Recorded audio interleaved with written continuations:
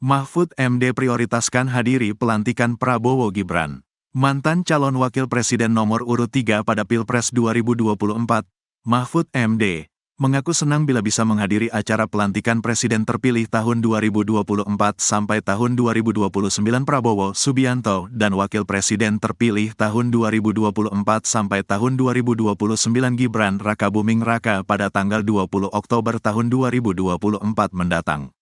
Menurutnya, pelantikan presiden dan wakil presiden adalah peristiwa politik bersejarah yang hanya terjadi 5 tahun sekali. Untuk itu, ia mengaku akan memprioritaskan hadir. Akan tetapi, lanjut dia, hingga saat ini dirinya belum menerima undangan resmi. Pelantikan presiden atau wapres adalah peristiwa politik bersejarah yang hanya terjadi 5 tahun sekali.